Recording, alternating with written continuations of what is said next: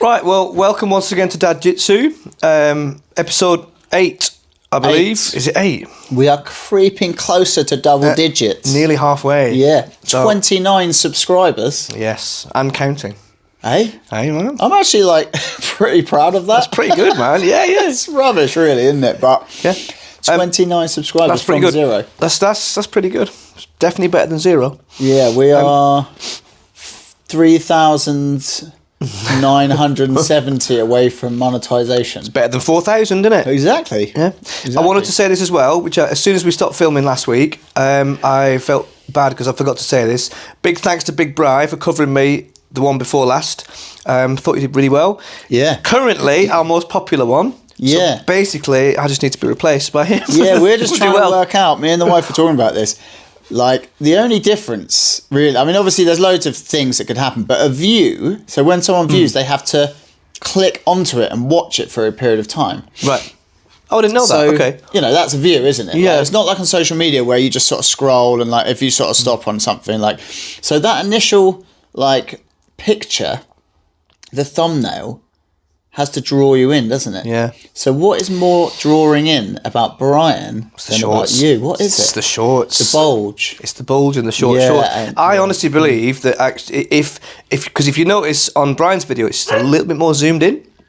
I think if you'd have kept the same zoom, showed the package, that would have been the money shot. Probably and would have gone viral. Probably would have gone viral. At least 100,000 views, I would have thought. Yeah. Maybe a million. This is a big man that wears this is a big man that wears really tight lycra, really bright coloured Valetudo shorts, Valetudo shorts. like the tights, the spats, like leggings, but shorts, like the sort of shorts that you want your missus to wear. Yeah. He wears them. There's a market for it, and there's probably a community or two for that kind of thing. He knows of a community. What is it? Meat grapplers. No, what was it called? Meat fighters. Meat fighters, that's what Look it up. Look It up exists. the app Meat Fighters or website, and it's all about. Yeah, just look it up. I'm not sure if we could start going on about this whether we're going to be cancelled. I'm worried about the algorithm now. Yeah, because we brought that up. We were talking about it earlier. Yeah. What, copyright and all that kind of thing? Yeah, last week we did something to infringe on some sort of copyright. So I don't know what that was. It's mad. It feels very Big Brothery, doesn't it? Yeah. Like they're always listening, and it's only going to get better. It's only going to get better at listening and spotting, and it's unsettling, isn't it? It is. I'm not. Yeah, it is unsettling. I'm not that unsettled by it because there's not that much interesting stuff going on in my life. Right. So, but it is slightly concerning. Yeah. Yeah. I mean, for this as well, the copyright might just get us in trouble. Yeah, I mean, people we have views and stuff, but I just noticed copyright came up and I thought, what was that about? I need to go back and look at what we're wearing, but I think I looked at what we were wearing and I thought, it's just You can't tell. jiu-jitsu-y stuff, so it's not like we're wearing a... Nike or whatever. Yeah. Don't know, weird one, but we've had, anyway, Back we've to had jiu-jitsu. quite a few questions come through today. We have. Should we jump straight in? Let's just jump straight in. Let's dive in. All right. So, from Johnny? Thank you, Johnny. What's your favourite way to train? Drilling or one-on-one, king of the hill or open mat? Now I'm gonna, offer that kind of platitude, which is just there's value in all of them. There are, yeah. You know, I think I enjoy all of those things for different reasons. Like today, we started our little morning get together. We normally just we do a move and we jump straight into rolling, right? Whereas today we started, which was unusual, with a bit of a king of the hill start, which I really enjoyed. That it was a really cool way to warm up. And then we did some proper rounds. I've really enjoyed the king of the hill stuff when you're learning a move, because I don't know about you or the wider community, everyone out there, but I don't feel like I get enough time to drill stuff. Do you know what I mean? Drill it and just drill. Do you know what I mean? Like a certain thing you're doing, you turn up to class and you do the move that's in class, and then you roll, and you might try your new thing that you're working out a few times on various different belt levels. But when do you ever just spend dedicated time, an hour or so, to just drilling a thing? I find anyway, it's quite limited. Yeah, I think probably a lot of people could relate to that because most people's training time would be in classes, and so if you're working on things from, say, instructionals or just from YouTube videos or whatever, and you want to like drill that with a sort of passive opponent, just sort of running through the steps and working it out in your head, and that's not what they're doing in class, then unless your instructor's happy for you to just do whatever you want to do and everyone else is doing the move from the class, it's difficult, isn't it? But if we have quite a few sessions that we do outside of class time, so we get opportunities to drill through stuff. I guess like you were saying, it's where you're at. I think all of those modalities have value, and for me I think it's where you're at in your journey. Like I was talking to one of my sort of one-to-one people the other day about this. He was sort of, we were sort of talking about like a cheat code, how you could get better quicker, and I was like, I don't think there really necessarily is one. Like when you first start out, you just need to turn up to class and do what they're teaching you, because it's all going to be new stuff. Do you know what I mean? Whereas when you get further into your journey, quite often you might turn up to class and it's all stuff that you know inside out. And I'm not saying you shouldn't like pay attention, because there may be one little detail you think, I haven't been doing that, and it like changes the game, and you think like, why haven't I been doing that? Like, okay, start doing that. But a lot of the time you might think, this is stuff that I've done like millions of times. And so then you have a choice, like you drill it because it's just good to get some reps in, or you think, I'm actually going to sort of do something a bit different to this, or maybe there's something that I'm really working on and I'm going to spend time, drilling that instead of the move that I'm doing. For me, I get a lot more value out of a very small amount of drilling. I don't really like drilling. Right. I find it very boring. Once I've done the move, however many times I need to do it to understand it, which is usually, depending on how new the move is or how different the movement, usually it's like between 2 and 10 times. Okay. Once I've done that, I just want to do it live. Yeah, okay. I just want to get into some positional sparring, maybe some constraints-based stuff, and just start feeling how it feels. Because sometimes you get taught something, there's like 10 steps, but when you start going through it live, or when you start doing it live, you think, for me, I'm just thinking about like 3 of those steps, and that helps me do it. Do you know what I mean? Like some of the fluff, you think, I am doing that stuff. I'm not saying they aren't useful steps, but they're not the things I need to think about. I need to think about step 1, 5, and 10. So like the broad strokes? Kind of, but like just thinking, what are the details? Okay, like, like you'll learn something and it'll have like 5 steps, and you think, well, I only need the 2 steps, and I'm going to do the rest anyway. Yeah. Do you know what I mean? Like, everyone's going to be different. That's just the way I look at things. But I get a lot more at my point in the journey. I get a lot more out of like positional sparring, and just sparring rounds. At this time, like unless it's something really new, like we did some weird like entries to the Juni lock from De La Hiva, and I needed to drill that quite a lot. I still need to drill that quite a lot because I'm trying to get my head around the movement, and there was stuff that I didn't get, and even by the end of that drilling, which was in a very short period, and people were kind of waiting for us to finish doing that so we could move on to something else, I was like, I need to do this more because I'm not fully understanding that. So there is a place for it, but I think I know what you mean. I think I'm definitely more like, I'm not a natural athlete really. I find I've got to really try in terms of remembering the moves and executing them. I've really got to sort of hammer it in. So I feel like I draw not a lot of benefit from just even solo drilling, even though like I've sort of like spoken down about the dummies before. If I'm drilling something at home, I do find that it gives me a little bit of like a boost with a certain pass or whatever it is, just by kind of like carving that pathway in my brain a bit more. That same guy that I was having the conversation with about drilling training methods, he said like, would you ever do like solo drills? And I just said no. But for me, like I find that incredibly boring. It is boring. And to be honest, if it was like, right, all you can do is like solo drills that are jiu-jitsu related or nothing, I'd just do nothing. Would you? Okay. Because I find it so boring. But everyone's different, aren't they? Do you know what I mean? And everyone's situation is different, isn't it? Like I think for me, because I live so far away from the gym, I just don't always get the opportunity to just pop down. Do you know what I mean? It's everything's got to be locked in the diary. You know what it's like when you got kids and you got a busy life. yeah, I think the things that I've got better at by just hammering them in a bit more, sort of thing. And I think, ever since like maybe halfway through the blue belt and now into purple belt, I feel like I can, if I'm learning something new, I feel like I am getting better at executing it on the fly in the kind of chaos of a role. And it's never going to be, well, it's very often not going to be perfect, but you can get the nuances of it. Like I was trying something today with John from like a high mount, and you get under the armpits and you kind of stiff arm and you end up like doing a sweep. And I got most of it on a few people, but I didn't manage to fully get the sweep, but it's brand new. So I'm just going to keep using that, like you say, like live. You're drilling it in the live situation, aren't you? And if you can accept the fact that it's probably not going to work really well for a while, but you just got to keep hammering at it, and then eventually you'll get a. That's what I find the most value out of.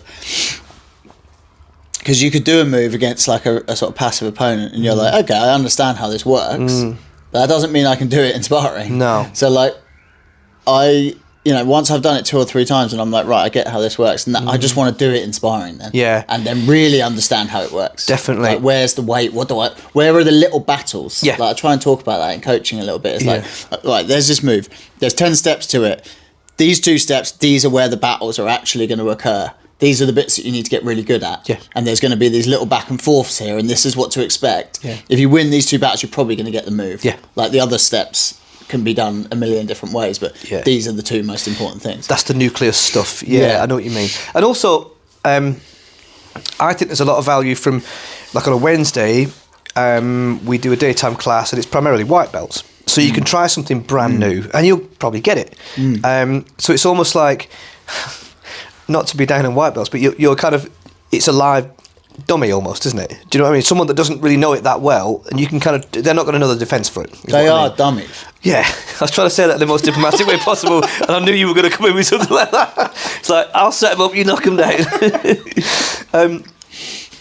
Yeah, like especially now, there's a few newbies as well, isn't there? So they'd like fish out of water, aren't they? So you can just try something without being like too mean or aggressive. You can just try a new move, and it's like, oh, okay, cool, that's how it works. And I'm just trying to get the broad strokes of the move, and you can complete it. If I tried that on a Friday against all the guys, they're all higher level than me, they're just going to shut it down. Yeah. So but there's value to knowing that you need to get good at it, but you need to be able to complete the move. If it's constantly getting shut down, you never get to the end, so you never get to fully drill it. If you know what I mean. So it's good to have that sessions where you are rolling against people that are like white belts, new blues or whatever, that you're going to get the move, and that you go, cool, I've got like a basis to complete the move, if you like, in my mind, and then I'll take that to a session like on a Friday where I'm trying that against people my level or higher and see if it really works. Then I can really refine it. Yeah. Well, even Lord Danaher says Lord Danaher that you should spend a lot of time sparring with people not as good as you. Yeah. To kind of especially with new moves. Game. Yeah. I just think you want to practice winning as much as possible, don't you? Yeah. Like, and I think you should still get subbed. You still need to roll with hard people and things like that. But the more you're kind of practicing winning, getting to those finishing positions, finishing your submissions, like dominating, like that's a good habit to get into, isn't it? Yeah, definitely. You know? So if like a lot of your training is built around rolling with lower belts and like, you know, in building up all those things that you're not very good at and sharpening all those little tools that are sort of you're in the development phase, winning a lot against those people. Like, I don't know, like there's so many ways of training out there, but there is.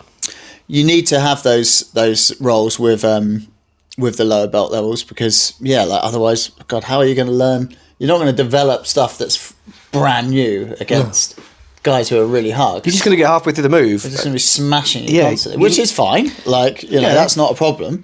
But like, you need to get to those later stages to practice those bits. And if it's constantly being shut down straight away, it's like... You need both, don't you? You do need both. Yeah. And I think you also... Go on, sorry. No, go on.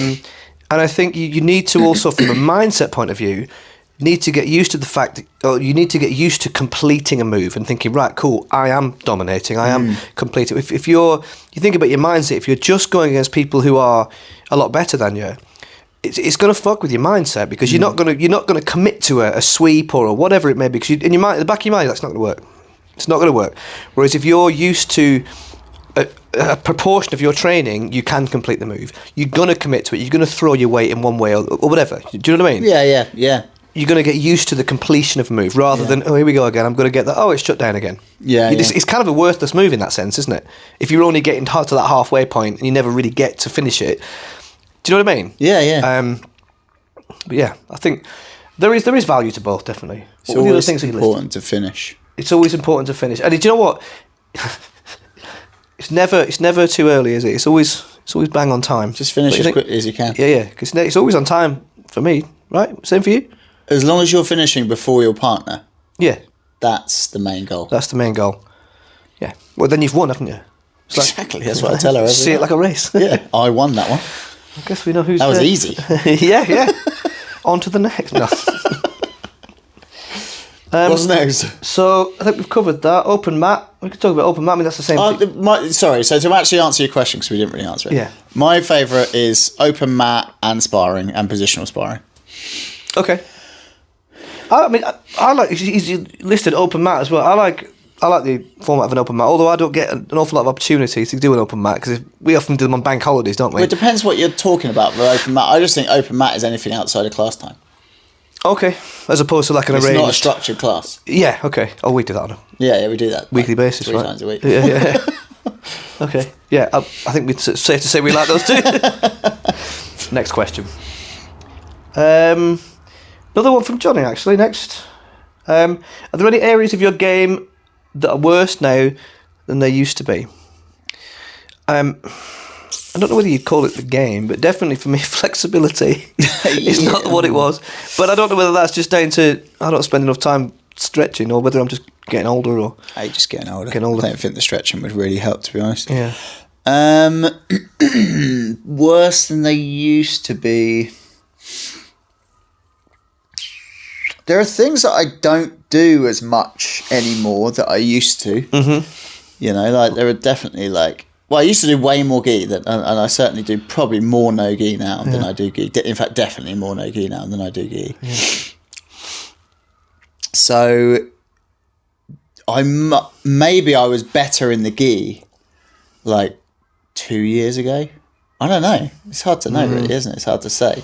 I think it's if you regularly do no gi and gi, and I think I mentioned this the other day. I was talking to John about this today when we're training. Like, I always feel like there's always no gi and gi. There's always one that's better than the other. Yeah. And there's always one that's naturally worse than the other.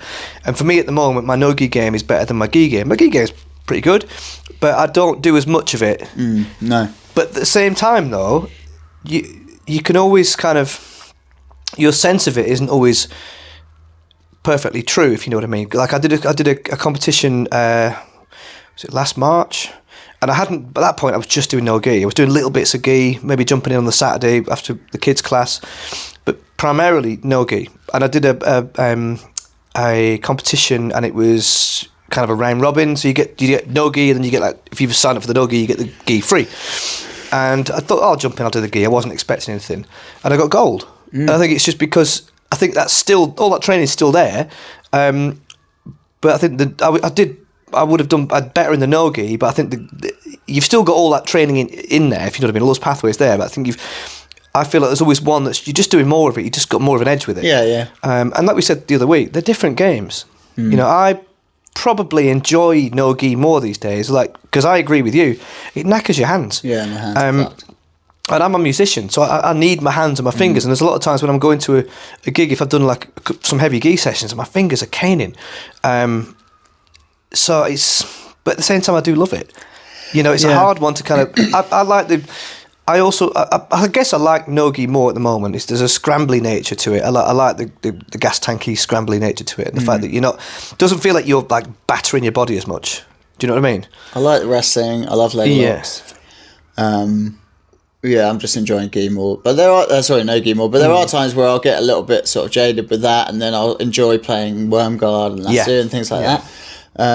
It's hard to know whether... I think I probably was better at the gi about 2 years ago, but then it's hard to know because you sort of just reflect on like certain people you roll with, and it might just be that they're just getting better, like at a faster rate than you are. Yeah. So like you think, I used to smash X, whoever it is, in the gi, and now like they're like smashing me most of the time, but are they just get better quicker than you're getting better and they're doing more gi? Like, it's hard to know, really, isn't it? It is. I guess if you train with people in no gi and gi, you kind of probably feel their no gi might not be as bad as yours, as good as yours, sort of thing.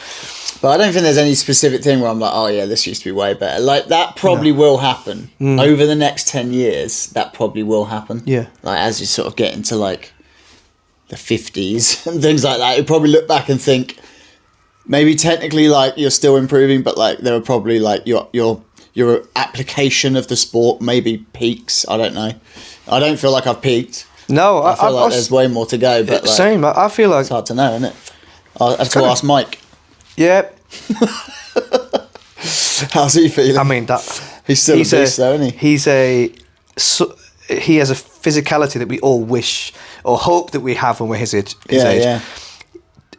Just to give you an idea, he's the nicest guy in the world. Sort of shakes your hand before he tears you a new arsehole every time. And he's like, I swear, when he takes his top off, you look at the nicest guy, and then he gets in the change room and takes his top off. And it's like that scene from The Simpsons where, what's the guy, the Willie, groundskeeper Willie? Yeah. Just like, fucking hell. He's like late 50s, and he's just physical specimen. The geriatric judoka. He doesn't like that. He doesn't like. I do. Oh, you're gonna have fun next week at judo, aren't you, Henry? Right, what's next? Did we answer that question? I don't know. No idea. Sorry if we didn't, Johnny. But well, God, I've lost the questions now. Got a million pictures. We'll put on lift music while we're waiting for Steve to find the. Okay, what is the? So this is from Kern. Thank you, Kern. What would be the hardest to tap? So these examples are all blue belts. 130 kilo fat guy, a wrestler, or a super flexible guy. What do you think? What's a thinking Brazil Thinking nut? Need to boost my selenium to answer this one. Well, it's not the flexible guy. Like, it's not that guy. He'd be easy to stab. Yeah. It's going to be the wrestler or the 130 kilo super fat guy. But then, similarly, the super fat guy. There's just one thing to consider, isn't it? Just don't get underneath him. Yeah. Stay on top. It's probably the wrestler. It depends. Yeah. So I'm assuming the wrestler is like the same weight as you. Yeah, and a good wrestler. Yeah. You just footlock them. Yeah. Well, that was it. If they are just a wrestler, I guess they're a blue belt of jiu-jitsu, so. Who was he was saying that? Was it you that saying it recently about, like, in the podcast with Brian about the big leveler? Just grab a leg. You know, you could. Which it's a good point. Which obviously, so it depends on the blue belt, doesn't it? Yeah. Like, they might be a blue belt who's trained extensively in leg locks, which we have those in the club. They're excellent at wrestling, and they know that they just need to like get on top and pretty much just stay like sprawled out and pressure pass. So it's going to be hard to get in on their legs. Mm-hmm. But in my experience, when I've rolled with good wrestlers who aren't like amazing at jiu-jitsu, most of the time I've beaten them through getting leg locks. Yeah, it's such a good point. It's a great way of, like, when you're stuck for options or the attributes of the guy you're sparring with outweigh you in a certain area. Just grab a leg and sort of sit back and. But 130 kilos is a lot of weight. That is a lot. I mean, that is a big. That's big a fat guy, boy. isn't it? That's not. I mean, fucking hell. To be 130 kilos and like built, you'd have to be like. If they were built, that's terrifying. Yes, that's like yeah. That's I'm like, just avoiding them. Yeah, I don't care. How much is Andre Galvao? I know, you're too big for me. Yeah, that's like that's bigger than Galvao. So it's like Arnie in the 80s. Let's just think about this. Like, that is so it's bigger than Gordon Ryan. It's probably like that. I think it was that big Dan Manasau, who's like one of the DDS guys, like new wave guys. It's probably like bigger than him. Yeah, or like the Iranian Hulk. Yeah, like it's probably like that sort of size. Like, it's huge. Just like freakishly huge. What would it be in pounds? 220 is 100 kilos. So what, 250? So it's 22 pounds. So we've got another 66 pounds on top of that. Fucking so it's hell. 288. Oh my God. I mean, that is massive. That's a lot for a. I don't think I've ever rolled with someone that big. That's almost not a land mammal, is it? A whale. Yeah. Can I add one to that as well? MMA guys. I find obviously that wrestling, I suppose, same ballpark. Similar experience. Yeah. But I just find they're just really, really hard to hold down. The thing is, the MMA guys, certainly at our gym anyway, the way they train is like they do so much like kind of live, sort of semi-live, like continuous training. Yeah, Brian's got a good system, hasn't he? Yeah, where like one of them will kind of shoot on a single leg, and they're not like, they'll sort of vary the intensity. So they'll come in, they'll grab a single leg, and then your job is to like try and like get your leg out, and then their job is to just try and keep connection and get to like the back, and then like put you down, and then you have to stand up, and they're going to grab another single leg, and it's sort of it is live, but it's not like it's restricted. Really live. You're not really trying to take them down, but you're like you do have these goals, and it's just so they just get so good at just continually moving. Yeah, because a lot of their training is based around this continuous sort of back and forth. Yeah. Whereas like jiu-jitsu is not really like that. We don't. Some gyms probably do, and we should do more of it really, but. A lot of it is like, right, we're going to do a warm-up, then we're going to learn these moves, which whilst you're learning the moves, like, it's very static, it's very like low intensity, and then we're going to spar.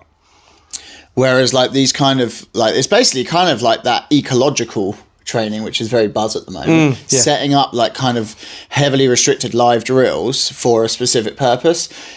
So you can think whatever you like about that as a training modality in terms of technique acquisition, but the fizz it gives you is very good. Yeah. Like, especially when it's like wrestling drills and turtle drills and scramble drills and things like that. You build good fizz because over that session, you're really getting like some good, you know, higher intensity kind of like attributes being built. So definitely, you just get used to training like that. You're getting the fizz, but you're also again carving those like those pathways for the technique, as you say. So the next time you're in that position, that's just going to happen. Yeah, you don't even. It's in the subconscious at that point, isn't it? Yeah, it's in the long-term memory, which is what you want for any move, right? You just want to flow. Do it. Yeah, you want to do it. You don't have to really think about it because you're thinking about. Like, you're thinking ahead, aren't you? You want what's happening right now to just be happening. That's a really, really good way of setting that up, isn't it? Yeah, I do like sort of the ecological sort of approach to setting up like live drills, especially with wrestling stuff. I just find it really useful. Yeah. So I'd say the MMA fighter, the wrestler, probably the hardest, but 130 kilos is just terrifying. Yeah, 130 kilos. I need to check. I've got the OCD. It's coming in. I need to check we're filming. Oh, my foot! What's going on? We are. We're still live. We're still live, people. So that's all the questions I've got. You said there was a couple more, didn't you? Yeah, I sent them to you. Did you? On the WhatsApp chat. That's all I've got. Yeah, that's all I've got, baby. Maybe I put them in text form. Maybe I wrote them in text form. More lift music, please. I've got Sophia's order for the... Oh no, I can remember them. Okay, one is... Actually, I should... Oh, I can't check on my phone. It was from Martin. Sorry, I'm not going to like... He sent me a longer question, but basically... So, I'm sorry if I missed some details on this. But the basic premise is what makes a good training partner? That's quite a big one, isn't it? I guess not trying to kill each other is probably one of the top ones, isn't it? You know, trying to or trust, I guess, is a big one, isn't it? Like, you know, you can go hard with each other, and if there's a level of trust where you know you're not going to try and hurt each other, or you're not, you know, you also trust that they're not clumsy enough that they're going to accidentally hurt you. Like, give you an example of the other end of the scale. New sort of big bro white belt, and you sort of lock eyes. He's like, "You want to look?" Yeah, oh, fucking hell. And there's a potential that you could get injured. Whereas, you know, your favourite training partner or whatever, you've built up a rapport, or any of your favourite people that you like to train with, you've built up a rapport enough that you might pick up a couple of little knocks here and there, but ultimately you're going to be all right, and there's an understanding that you're both just trying to get better. Do you know what I mean? And don't be a pussy. Like, that's... Yeah. So go for stuff. On that point, like, if I accidentally poke you in the eye, don't be a fucking pussy about it. Fine. Yeah. Don't be annoyed. Yeah. Like, Keaton whacked me in the face today. Oh, like that. Like, just It fucking happens. It does, yeah. We're just human. fucking brush it off and get on with it. Yeah. Like, yeah. I think role me and Keith were having today. I think he whacked me in the face. I think I pulled his leg at one point. It was like, fuck, are you right? Yeah, it's fine. As long as you kind of, if you do something like that, there's a little more just like, check in. Yeah, with you're them right. Yeah, cool. All right, let's go. And just keep going. Yeah. It's at the same time. Whereas I think you haven't built up that rapport with someone new. So you have to. It's like a friendship, a relationship in a way, isn't dial it? it down a bit with a sort of someone the first time you roll with them. Yeah. Like, you don't want to be too spazzy with them. Yeah, exactly. But like, I agree. I think you don't want to injure someone. You don't want to be dangerous and reckless. But like your favourite training partners, you can turn it up to 100%. Yeah. You can both go at it hard. Yeah. And like and it's fine. And then you shake hands at the end. You're like, that's a good roll. It's fucking fun. You know. Whereas some people, you roll with them and they get a bit like precious. Oh, you're going a bit hard. Oh, fucking hell, this is. And they're moaning, and you just think, oh no, Yeah, like, that's not. It's my not favourite fun, training and you can feel the ego in some people, can't you? You can feel you get a position on them, and you can feel them like, I can tighten up and start. All of a sudden, it starts to get a bit serious. It's To be honest, I like that because when you're getting under someone's skin and you can feel it, you're like, yeah, got you, got you. You feel them come back harder. You're like, oh, this is good. But again, if it's someone that you like, a friend or someone that you're training, but if it's someone new and they're doing that, it's a bit like, oh, this is. I don't know. It's a bit. It's just. It can get a bit awkward and a bit kind of, you know. Or do you still like that? Do you? It's better if it's someone new. I love it. Like, oh, fits this person off. The move starts. Is that when the hand goes over the mouth and stuff, all that shit? Exactly. I'll never forget the first time you did that to me. I didn't even know it was. I think it was a white belt towards the end of my white belt. And you did it to me, and then roll. I was just like, "What the fuck is that?" You're like, "No, it's legit." I was like, "Is it?" Fucking hell. I did it to John today. Yeah, that's fair enough. And he was like, I was like, I learned from the best. I think, so not being too precious, not moaning about things. Being reliable. That's a big one. Like, huge. especially as we train like out of class times and stuff. Yeah, if you say you're going to turn up, like, don't be one of those guys, those flaky guys, where it's like someone's taken their time out. Oh, I finished work. Thank God, I get to train. I got an hour with so and so. Then you get a text. Sorry, mate. It's like, oh, fucking hell. Like that might be the only person that you're training with, and you're like, well, that's great. I can't train today. No. Yeah. Like, And that's not good. That goes through anything in life, doesn't it? But I think it's definitely any friend or. Again, that's all trust, isn't it? You know, you say they're going to turn up, unless there's some extenuating circumstances. They're going to turn up. They're going to train. You know. Don't be smelly. That's a big one. We're all going to be sweaty. There's going to be a point where we are going to be a bit smelly. Yeah. Like, it's hot. You're like sweating. Like, you know, your gi and no gi stuff. You wash it all the time, but like, it probably does get a bit smelly because you're just regularly like drenching it in sweat. So even though you're keeping it, you always come in with a washed gi and a washed no gi stuff. Like, it reignites that smell a bit, doesn't it? So it's not the end of the world if someone's a little bit smelly, because like we probably all are a little bit, but like there's a limit. You know, so if you're coming in and you haven't washed the things that you're wearing, if you've worn them live and sweated in them, and then you're wearing them again, Minger. yeah, unless it was like like that was I didn't realise or whatever. Like, we're all going to make mistakes. Probably we've all done it by accident, but yeah, that's not good. I hate. Go home, wash your gi straight in the fucking wash for me. Go home, get it in the wash. All your no gi stuff.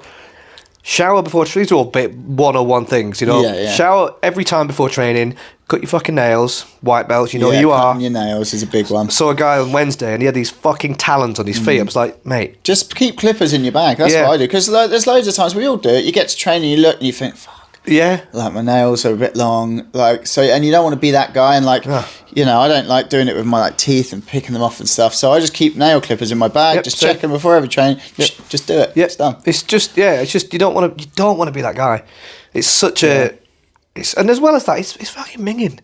You know, it's a weird thing that you have to do like a manicure before training, but we all know why. It's, you know, you don't want to scratch up your training partners, and again, you don't want to be that guy.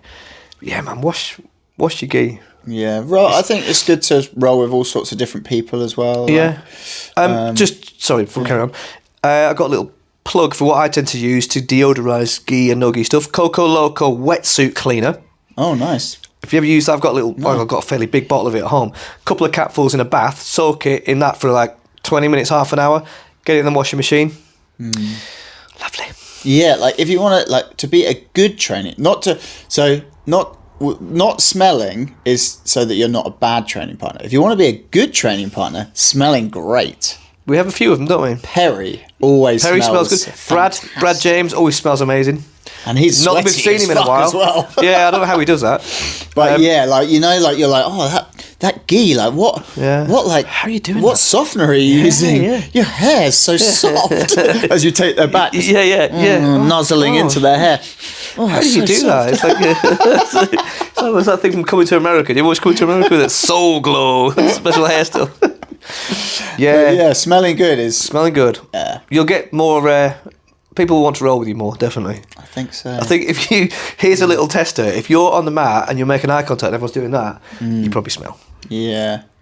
You know, there was a guy, I forget his name, a while ago, and I don't think his geese smelt of weed, but I think his sweat smelt of weed. Some people stink of weed. And I don't even know whether it was just the fact he's like, some stuff does just smell like weed, doesn't it? Like certain beers and like yeah. It might have just been that, or it could have just been the fact he smokes like weed. Probably that. Yeah. There would have been a time in my life where I would have been like, this is a mate, like, I would have liked that. Yeah. Whereas now, I don't know if it's just because I haven't smoked weed in so long, or like the weed's changed or something like that, but like this, I don't like the smell of it. Right. Like when someone comes in stinking of weed, I'm not like, oh, that smells good. Whereas I would have previously. Yeah. Whereas now I'm like, you're at a different stage of life, aren't we? horrible. Yeah. But So I think also you need to, like, I love a mean submission, something that's like nasty. no, really. And I think doing those things is good. Like, and like Che, we got loads in our club who like, they will do horrible things to you.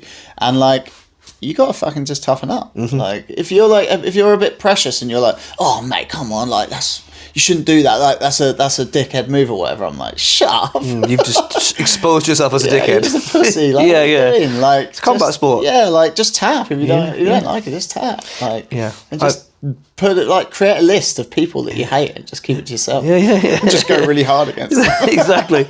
I've definitely subscribed to more and more of the nasty moves. They're good. Leading, taking your lead, really. Yeah. It's when you pull them off and they work, it's incredibly satisfying.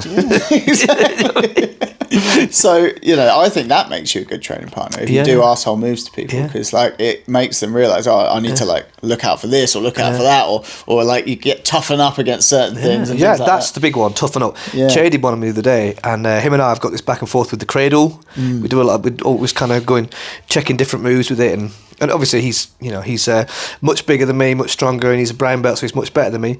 Aside from that, we're like twins. Yeah, basically. Same Yeah, but he got me in this move. I think he got me in mount, and he, rather than just get me like a mother's milk, he shoved his chest into me and like grinded his gi against me, so my mouth went like that. Nice. It's like, fucking hell, mate. But it's almost like a moral win with Che, because you if he's pulling those moves out, it's almost like the normal moves aren't working, so he's having to like dig into his nasty moves bag, A sack of horrible things. Yeah, it's like the elbow and the spine. That in the shoulder blade. Whew. So your head pops up and he's got all of your neck. It's like the anti-Santa Claus, he's got a sack of nastiness. What's the thing called? Like that's the Krampus, isn't it? Don't It's know like a German thing, like who is like the anti-Santa Claus. And it's the one that takes your presents away. Yeah, and I think maybe he brings you coal and things like that. That's it, yeah. Krampus. That's basically what Che is. I think we're going to, basically. I think we should introduce that to the kids. Imagine how much they would fall into line. I did show them like really terrifying pictures of it on Google. Did you? If you Google Krampus, there's like, a variety of some cartoons and then some like really scary ones. Obviously, I didn't say them really scary ones. No. But I was just like, this guy is going to come and get you. Yeah. Fucking sort your shit out. Talking about that, so Ben, my son Ben, he's had a phone about a year, maybe, and he uses YouTube, and you forget as a parent how wide open YouTube is. Yeah. And I'm currently trying to figure out. There's a way you can set the parental controls on it. Maybe if anyone could write in and tell me, I'm not the techiest guy in the world, to say the least.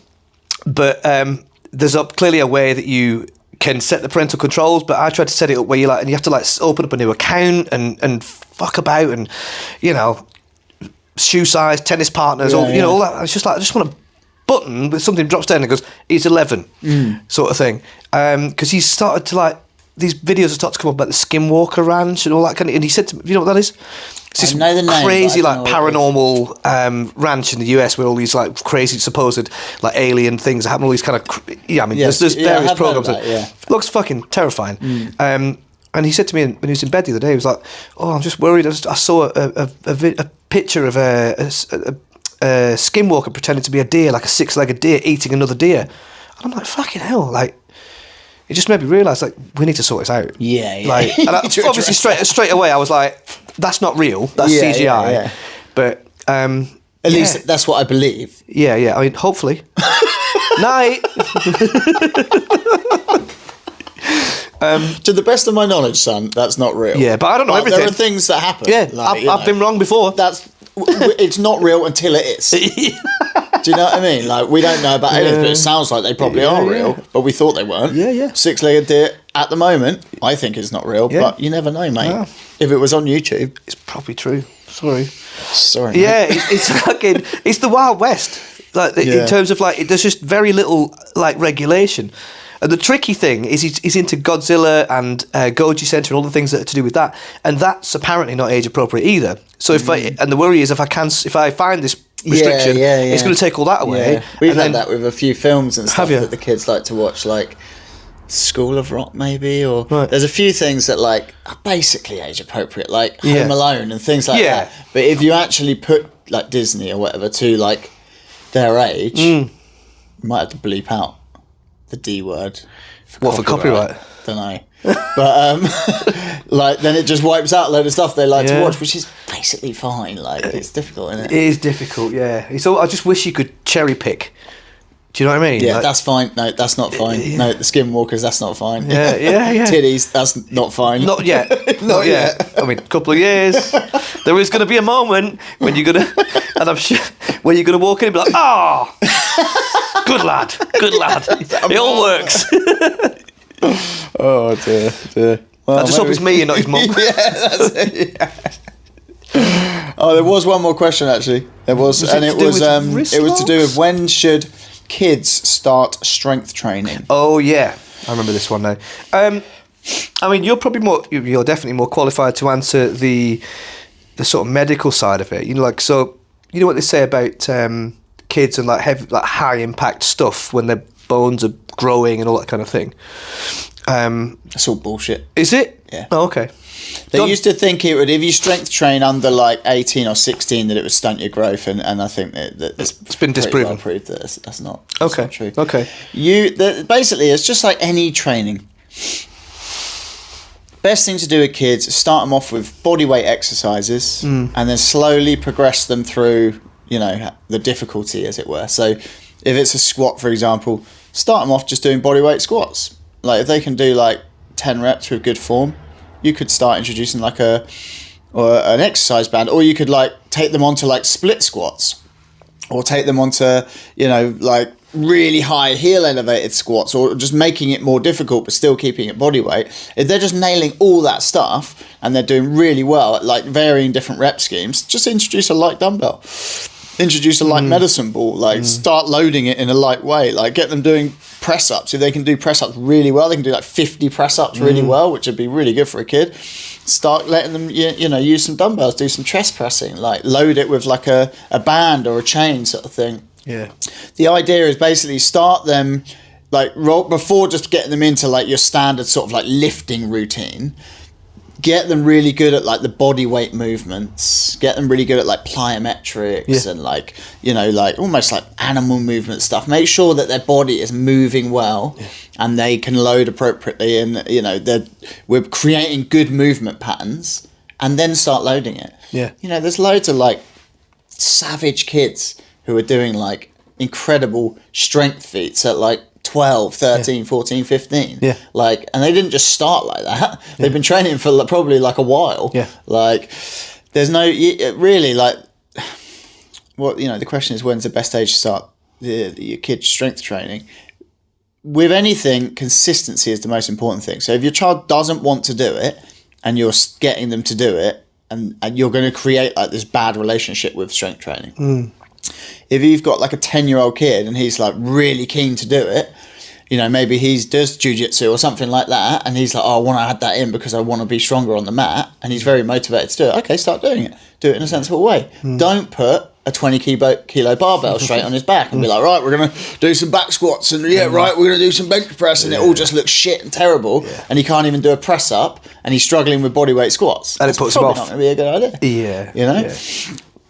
So there's some really good. I won't try and say the guy's name, but there's a good guy on Instagram, and he's got an account all about like training kids, and his content is just excellent. He's got loads of followers because he's really good, and he's an English guy, and he sort of shows you like loads of different ways of like building them up through like hinging patterns and squatting patterns and different challenges and things like that before you would even introduce weight. And I've used a few of them with kids that I've trained, and they've been really good. And then they get to a point where we can start introducing resistance, and then they're sort of just flying, and they're doing really well. But yeah, don't be in a rush to like chuck them under the barbell. You know what I mean? You got loads of stuff you can do before you get to that, and you think hopefully they're going to be lifting for the rest of their life. They got the whole life to get under the barbell, and like, you know, do fucking progressive double overload, body weight squats or whatever it is that you envision that they can do. But like, you know, really, it's if they're keen to start doing it, get them doing it with someone who's sensible, and is going to understand how to start them at the right place and progress them on. And just be led by them in terms of their enjoyment. Like any activity, it's the same as doing any activity, isn't it? If they don't want to do it and you're forcing them to do it, probably at some point they're going to build up this sort of negative relationship, and when they're old enough, they're just going to stop doing it. Just going to stop, yeah, absolutely. You know? It's a tricky one. When did you start sort of strength training? Oh, not until I was like, well, I was sort of flirting in and out of the gym through my mid-20s. Oh, right, okay. Early to mid-20s. I remember, like probably in my early 20s, I started doing it with a guy from work. Okay. And I remember like walking down the street after like a couple of months, and like I was looking down, I was like, oh my God, I've actually got pecs. Oh, Mum. And like, I've actually got a bicep. I must have been so thin to start off with. Do you know what I mean? Because like they weren't big, but I was still skinny as fuck. Yeah, but then the benefit of that like, is... I could just see like... Yeah, because you got no fat. Chest. Because it comes quickly when you got no fat, doesn't it? That's it. And then it was just, I didn't really like enjoy it that much, and there was no social side because I go on my own or with like maybe from a mate. Like whenever I did it as a social thing, I enjoyed it. Yeah. Like, I lived with a chap, and we used to go like 3 times a week. We'd go and we'd like have a good workout. He kind of knew what he was doing, sort of, and then we'd have a few beers afterwards. And like, and I really enjoyed that. Yeah. But then whenever I was trying to get myself to do it on my own, like I struggled with motivation and keeping going and that sort of thing. Yeah. And then the only thing that's really like kicked it off and made me enjoy it now is doing jiu-jitsu. Yeah. And that got me really into it, like, and so I could see the benefit and I could understand it, and then I just got into lifting as and because then it was fine. Yeah, because it becomes something that you're doing to aid something else, doesn't it? Because it can be boring, can't it? You know, I start. It is pretty boring. It's just repetitive kind of. You just, you know, you have to be. I find, like anything, if I'm running or I'm lifting weights, I just can't be arsed with things in my ears. I want to be focusing on the thing, you know. But I started on and off. I started when I was about 13. I got some dumbbells for my 12th birthday because I was just a massive Arnie fan. You know, I'm that age where like I was prime age for like 80s Arnie films, which are just gratuitous fucking muscles and do you know what I mean? And I remember thinking, God, when I'm 20 and I'm like a man, I'm going to be massive, sort of thing. I was just dead set on that. But I think I used to do like 100 press-ups every night and sit-ups and just air squats and stuff, you know. But I remember at one point when I was at school and people were like, God, you're getting really wide, sort of thing. And it's just because I was just really into it. And I think some of that strength is still there now. Yeah, I'd say so, yeah. Do you know what I mean? I think I remember Dusty saying about that. Like, strength doesn't... If you train your strength, it kind of takes a long time for it to go away. Would you agree with that? Yeah. It's always your max strength will drop off. Like, I think it's about 30 days. You can keep your strength for if you don't train it. Okay. Each physical quality has a length of time that you will maintain it without training it. Right. And like aerobic fitness is like 30 days. I think strength is like 30 days. Power and explosivity is as you get faster, like it degrades quicker. Right. But it's all in there. It's all in there. The neural pathways are in there. Yep. So it's just a case of like restoking that fire and building it back up, and you'll get back to where you were like much quicker than it took for you to get there. Yeah, because and I guess your body's just like, oh, we're doing this again. Sort of thing. Yeah, that makes sense. Yeah, I got some. I remember getting some dumbbells when I was probably about that age, probably about 12, and I just remember like doing bicep curls like in the mirror, just like. Oh yeah. Like really, but like I just wasn't. Yeah, I just didn't have the mental fortitude to like do it enough, and no form I didn't probably really get into it enough to like really push through. Like as soon as it hurt, I'm just like, oh, this is shit. This is bullshit. I've still got. I don't know about you, but I remember my dad got the weights, and they're like 8 kilo, like York, thick fucking thing, filled with sand. Yeah, my dad. I remember my dad picked them up above his head, and I was like, wow, he's so strong.